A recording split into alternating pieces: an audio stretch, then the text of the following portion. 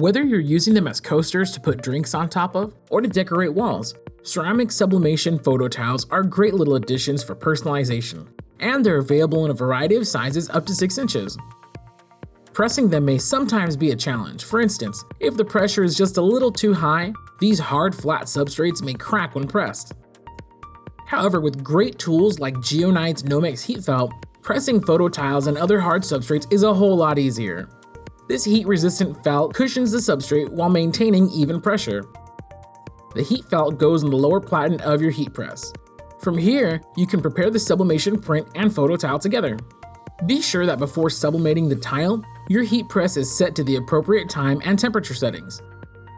Place the tile and transfer on the heat felt facing down, then cover it with parchment paper and press with medium light pressure. Remember to wear heat-resistant gloves when handling any hot items. When the timer finishes, remove the sublimated tile and bring it to a cooler area. Wait just a few moments and then peel the transfer away. With the right heat felt, your photos and art can now be sublimated onto ceramic tiles with ease. No more cracked tiles and wasted product. Sublimation photo tiles and more are available at heatpressnation.com.